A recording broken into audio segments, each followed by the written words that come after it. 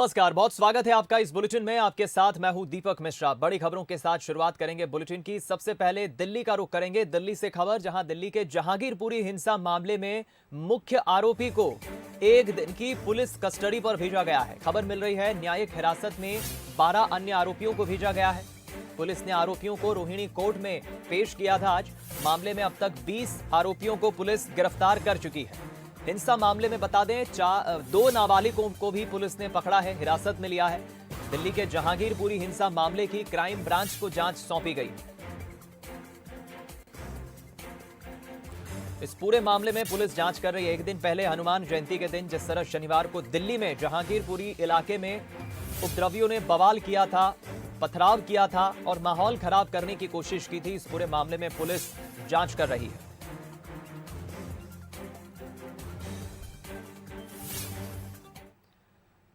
खबर हरियाणा से, जहां सोनीपत की केमिकल फैक्ट्री में भीषण आग लग गई। मौके पर फायर ब्रिगेड की गाड़ियां पहुंची है। आग में काबू पाने की कोशिश जारी है। दिल्ली के दमकल कर्मी भी ऑपरेशन के लिए रवाना हुए हैं। मौके पर पुलिस और नगर निगम की टीम मौजूद है। हरियाणा के सोनीपत के कुंडली इलाके की यह घटना है। तस्वीरें आपको दिखाते हैं, देखिए देर शाम की ये तस्वीरें हैं। हरियाणा में किस तरह आग लग गई। देखते ही देखते आग ने विकराल रूप ले लिया, काफी नुकसान हुआ। हालांकि इस आग पर काबू पाने के प्रयास शुरू किए गए, काफी मशक्कत करना पड़ी इस आग पर काबू पाने के लिए। दरअसल ये एक केमिकल फैक्ट्री है जहां पर आग लगी है।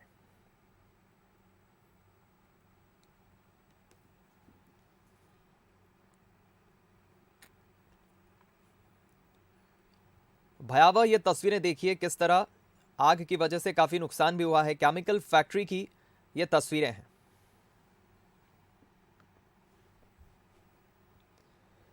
रुक करते हैं अगली खबर का, इंदौर से खबर, जहां पूर्व मुख्यमंत्री कमलनाथ के बॉडीगार्ड से झूमा झटकी हुई है। कांग्रेस कार्यकर्ताओं ने यह झूमा झटकी की। बता दें आपको, विनय बाकलीवाल के निवास पर कमलनाथ पहुंचे थे और इसी दौरान कार्यकर्ता भी पहुंचे थे कांग्रेस के, जहां एक बार फिर कांग्रेस के कार्यकर्ताओं में अनुशासन की कमी देखी गई। पूर्व मुख्यमंत्री कमलनाथ की सुरक्षा में तैनात जवानों से, सुरक्षाकर्मी से झूमा झटकी हुई है।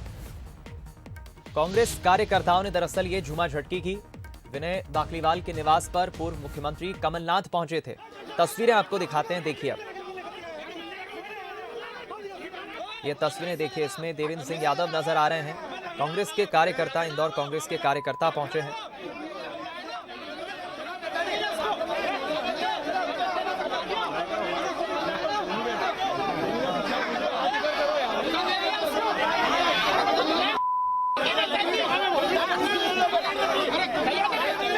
इस पूरी खबर पर बातचीत करने के लिए हम रुक करेंगे संवाददाता अखिलेश सेन का, हमारे साथ फोन लाइन पर जुड़ गए। अखिलेश, साफ दिख रहा है तस्वीरों में एक बार फिर कांग्रेस के कार्यकर्ताओं में अनुशासन की कमी नजर आ रही है। किस तरह बवाल कर रहे हैं, सुरक्षा कर्मियों के साथ विवाद कर रहे हैं। देवेंद्र सिंह यादव तस्वीरों में नजर आ रहे हैं। क्या है पूरा मामला? बिल्कुल दीपक, जिस प्रकार से जो बीजेपी है वो लगातार कांग्रेस के ऊपर हमलावर रहती है और अनुशासन की कमी कांग्रेस कार्यकर्ताओं में लगातार बताती रहती है, और यही अनुशासन की कमी एक बार फिर कांग्रेस कार्यकर्ताओं में देखने को आई है। यहाँ पर जिस प्रकार से जो पूर्व में कलेक्ट्रेट चौराहे पर प्रदर्शन किया था, वहाँ पे जो कांग्रेस कार्यकर्ता है वो आपस में मारपीट करते हुए दिखाई दिए थे। उसके बाद ये दूसरा मामला इंदौर में आया है, जहाँ पर जो कमलनाथ है वो विनय बाकलीवाल के घर पर उनके स्वास्थ्य का हालचाल जानने के लिए पहुंचे थे, और उसी दौरान जो कांग्रेस कार्यकर्ता है वो भी वहां पर पहुंचे थे। और कमलनाथ से मिलने के लिए जो कांग्रेस कार्यकर्ता है वो एक दूसरे के ऊपर धक्का मुक्की कर पहुंच रहे थे। तभी जो देश सुरक्षा के जवान, सीआरपीएफ के जवान है, उन्होंने कांग्रेस कार्यकर्ताओं को समझाइश देने की कोशिश की। उसी दौरान जो कांग्रेस कार्यकर्ता है देवेंद्र सिंह यादव, जिसमें वीडियो में साफ तौर पर दिखाई दे रहे हैं, वो जो जवान है उसके साथ झूमा झटकी करते हुए दिखाई दे रहे हैं। उसके साथ ही शब्द का प्रयोग भी यहाँ पर किया गया और जमकर अभद्रता की गई है। तो कहा जा सकता है जिस प्रकार जो बीजेपी लगातार हमलावर रहती है, और यही कारण है कि जो बीजेपी है वो कांग्रेस कार्यकर्ताओं का अनुशासन हीन बताती है। दीपक, चलिए, बहुत शुक्रिया आपका अखिलेश इस बातचीत के लिए। साफ दिख रहा है तस्वीरों में किस तरह से कांग्रेस के कार्यकर्ताओं ने यहां पर झूमा झटकी की कमलनाथ की सुरक्षा में जो गार्ड्स तैनात थे उनके साथ।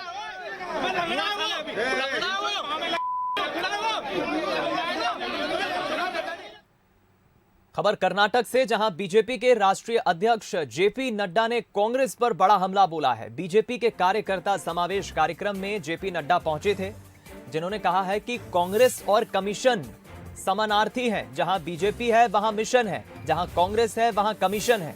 कांग्रेस और करप्शन एक ही सिक्के के दो पहलू हैं। जेपी नड्डा ने यह बात कही। दरअसल कर्नाटक में जेपी नड्डा आज पहुंचे थे, जहां उन्होंने कांग्रेस पर बड़ा हमला बोला है।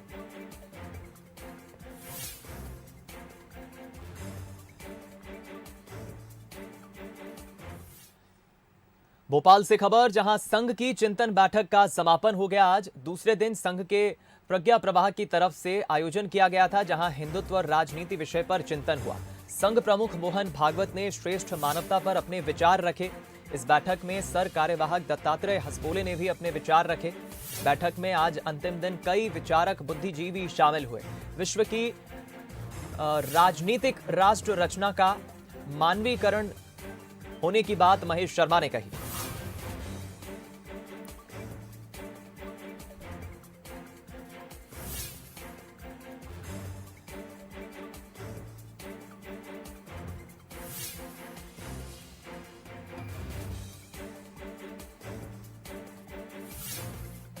दो दिवसीय ये बैठक थी, जिसका आज समापन हुआ भोपाल में।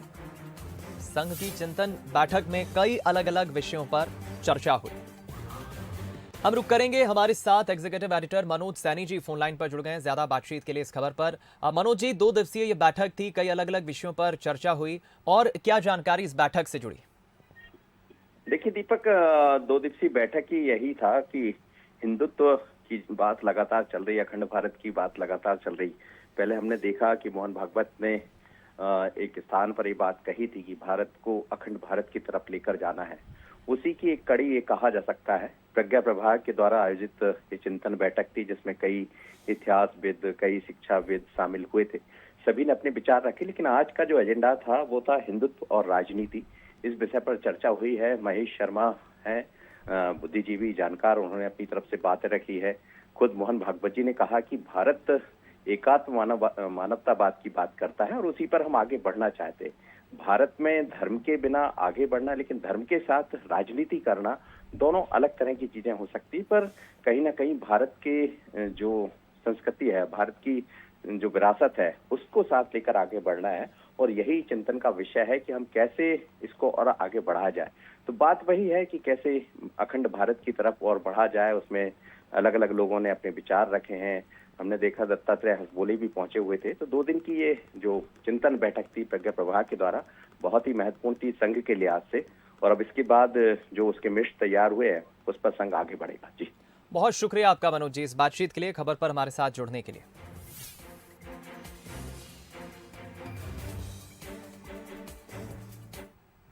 खैरागढ़ उपचुनाव के परिणाम से जहां कांग्रेस उत्साहित है, तो वहीं भाजपा के खेमे में मायूसी छाई हुई है। खैरागढ़ में हार भाजपा के लिए एक बड़ा धक्का है, और इस हार ने रमन सिंह के राजनीतिक भविष्य पर सवाल खड़ा कर दिया है। देखिए रिपोर्ट। खैरागढ़ चुनाव की जीत हार ने राजनीतिक रूप से सब पर असर डाला है, जिसमें सबसे ज्यादा असर भाजपा के प्रमुख नेता रहे पूर्व मुख्यमंत्री डॉक्टर रमन सिंह पर पड़ा है। खैरागढ़ उनके जिले राजनांदगांव का हिस्सा था, और इस सीट से डॉक्टर रमन सिंह का पारिवारिक पैतृक नाता भी रहा है। ऐसे में इस चुनाव में डॉक्टर रमन सिंह की प्रतिष्ठा भी दांव पर थी। वैसे तो रमन सिंह प्रचार के दौरान गली मोहल्ले में घूमते नजर आए। अब जब परिणाम भाजपा के खिलाफ आए, तो रमन सिंह हार को व्यक्तिगत न मानकर सरकार के दांवपेच का नतीजा बता रहे हैं कि एक विधानसभा को जीतने के लिए कैसे मुख्यमंत्री 29 बिंदुओं का घोषणा पत्र फिर से जारी करते हैं।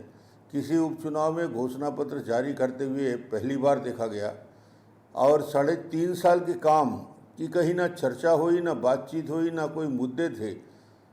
ये पहली बार ऐसा हो रहा है छत्तीसगढ़ में कि सरकार अपनी उपलब्धि लेकर नहीं, सरकार अपने घोषणा पत्र लेकर 3.5 साल में वापस जा रही है।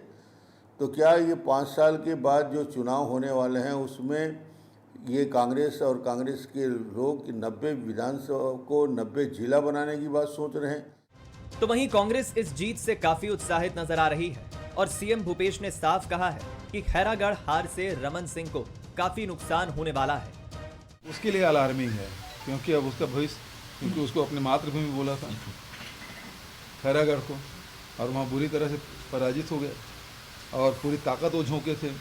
मध्य प्रदेश के भी मुख्यमंत्री को लाए, 2 केंद्रीय मंत्रियों को भी लाए, पूरे प्रदेश भर के नेता वहाँ जुटे, और सबसे बुरी हार हारे खैरागढ़ में, तो निश्चित रूप से उसके राजनीतिक भविष्य अंधकारमय दिखाई देता है। जहां मुख्यमंत्री भूपेश बघेल एक बार फिर जनता का विश्वास जीत पाने में सफल हुए, तो वहीं खैरागढ़ की हार पूर्व सीएम रमन सिंह के लिए संकट बनकर सामने आई है। ऐसे में लीडर के रूप में डॉक्टर रमन सिंह पर भाजपा क्या अभी भी निर्भर रहेगी? ये सवाल डॉक्टर रमन सिंह के सामने बड़ी चुनौती बनकर सामने आया है। रायपुर से मोहन तिवारी, बंसल न्यूज। पूर्व मुख्यमंत्री दिग्विजय जम्मू के कटरा पहुंचे। दिग्विजय सिंह पैदल चढ़ाई चढ़कर माता के दर्शन के लिए जा रहे हैं। उनके साथ आगर विधायक विपिन वानखेड़े और भिलाई नगर के विधायक देवेंद्र यादव भी पैदल चल रहे हैं।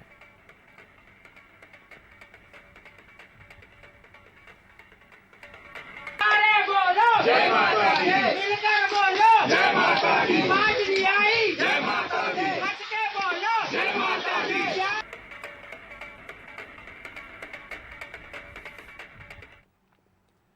खबरें रुक करते हैं कुछ और खबरों का। भोपाल से खबर, जहां मुख्यमंत्री शिवराज सिंह चौहान सोमवार को नगरीय निकायों को सौगात देंगे। मुख्यमंत्री नगरीय निकायों को राशि ट्रांसफर करेंगे। बता दें आपको, शिवराज सिंह चौहान नगरीय निकायों को 931 करोड़ 50 लाख रुपए की राशि ट्रांसफर करेंगे। सिंगल क्लिक के जरिए ये राशि ट्रांसफर करेंगे मुख्यमंत्री, जहां ये राशि का उपयोग स्वच्छता, सीवरेज, साथ ही पेयजल, जल संरक्षण से जुड़े कामों पर जनता के हित में होगा।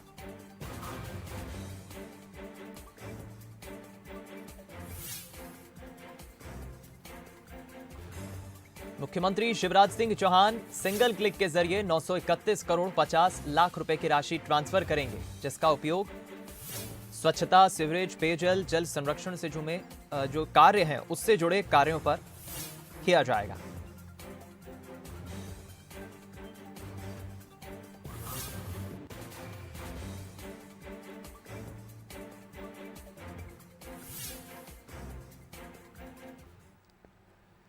रीवा के रहने वाले 14 महीने के नन्हे से बच्चे ने वो कारनामा कर दिखाया है जिसे देखकर हर कोई हैरान है। यशस्वी मिश्रा की मेमोरी पावर को देख लोग उसे रीवा का सर्च इंजन कहने लगे हैं। यशस्वी को विश्व के हर झंडे की जानकारी है, वो हर झंडे को पहचान लेता है। इस वक्त यशस्वी उत्तर प्रदेश के लखनऊ में है। लखनऊ में हमारे विशेष संवाददाता आलोक राय ने यशस्वी की मां से बातचीत की और जाना कि कैसे उन्होंने यशस्वी की परवरिश की और कैसे पता चला कि वो एक अद्भुत प्रतिभा का धनी है। देखिए रिपोर्ट। शिवानी जी, सबसे पहले तो आपको बहुत बहुत बधाई कि इस छोटी सी उम्र में आपके इस बेटे ने एक बड़ा काम किया है, जिसके लिए उसके नाम एक रिकॉर्ड दर्ज हुआ है world book of records London में। तो कैसा लगता है आपको?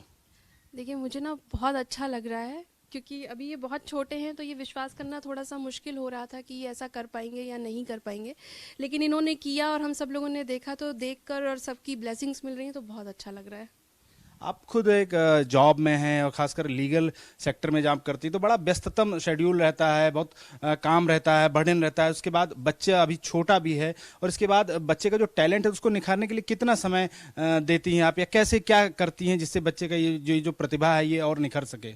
देखिए, पहले के ज़माने में क्या होता था कि फैमिलीज़ बड़ी होती थी तो बच्चे इजीली ग्रो अप कर जाते थे, लेकिन अब क्या है, फैमिलीज़ न्यूक्लियर है, तो और बच्चों के अंदर अब जो चीज़ें हैं वो डे बाय डे चेंज होती है। तो अगर आप ये सोचें कि कोई हम सेट पैटर्न कर लें और बच्चा उसको फॉलो कर ले तो वो पॉसिबल नहीं है।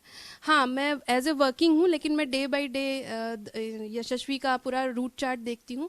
अगर कोई चेंज होता है किसी दिन तो उस दिन मैं इसका रूट चार्ट थोड़ा सा चेंज करती हूँ, लेकिन मैं जो भी करती हूँ उसके लिए मैंने इनका वही मॉर्निंग टू इवनिंग तक का पूरा प्लान बनाया हुआ है इनके हिसाब से, जिसमें ये कंफर्टेबल होते हैं और उसी हिसाब से मैं इसको मैनेज करती हूँ।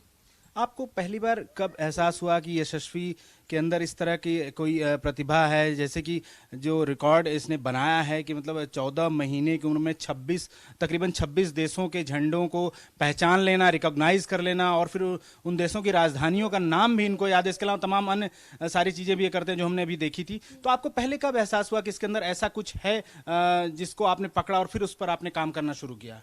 ये जब 5 से 6 महीने के थे तो हम लोग बेसिकली, हमारा भी एक सेट रूटीन है, तो हम लोग न्यूज़ देखते थे। तो हम लोगों ने देखा कि जब हम लोग न्यूज़ वॉच कर रहे थे तो जो इंडिया का एक फ्लैग आता है न्यूज़ में पीछे, वो उसको पॉइंट आउट कर रहे थे।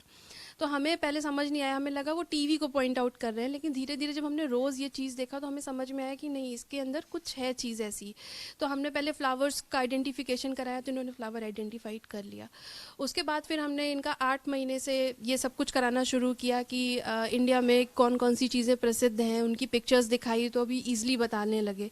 उसके बाद फिर हमने इनका ये सेट पैटर्न डाला और आज की डेट में ये है कि मतलब जब इनका रिकॉर्ड बना, जब ये 14 मंथ के थे तब ये 26 कंट्रीज़ का फ्लैग पहचानते थे। आज की डेट में 195 कंट्रीज़ का फ्लैग पहचानते हैं और उनकी हेडक्वार्टर्स जानते हैं। क्योंकि गिनीज बुक वर्ल्ड रिकॉर्ड्स का जो है उनका जो एक पैमाना है, जो मानक है, वो 4 साल से ही शुरू करते हैं, तो उसके लिए भी क्या आप प्रयास करना चाह रही हैं? जी, मैंने बिल्कुल प्रयास किया भी था और मैंने उनको मेल ड्राफ्ट किया था। उनके यहाँ से मुझे मेल आया कि हमने किड्स का जो सेक्शन है वो 4 ईयर्स से हमने कर दिया है, तो हम देखते हैं कि 4 साल में आपका बच्चा क्या करता है, तब तक आप उसकी प्रिपरेशन कराइए। इसके अलावा गिनीज़ के अलावा मैं 3 अटेम्प्ट्स और कराने की कोशिश कर रही हूँ जब तक ये 2 साल के होंगे। तो अब हम देखते हैं कि इनके अटेम्प्ट्स में क्या होता है, ये सेट रिकॉर्ड करते हैं या ब्रेक रिकॉर्ड करते हैं। यशस्वी ने एक कीर्तिमान बनाया और आगे भी वो निश्चित रूप से, जैसा कि उसकी मदर बता रही हैं, वो कीर्तिमान बनाएगा और इसके लिए बंसल न्यूज़ की तरफ से बहुत सारी शुभकामनाएं रहेंगी, बधाई रहेगी यशस्वी को। कैमरा पर्सन सत्येंद्र के साथ आलोक राय, बंसल न्यूज़, लखनऊ। इसी के साथ इस प्राइम टाइम बुलेटिन में इतना ही। दीजिए इजाजत, नमस्कार।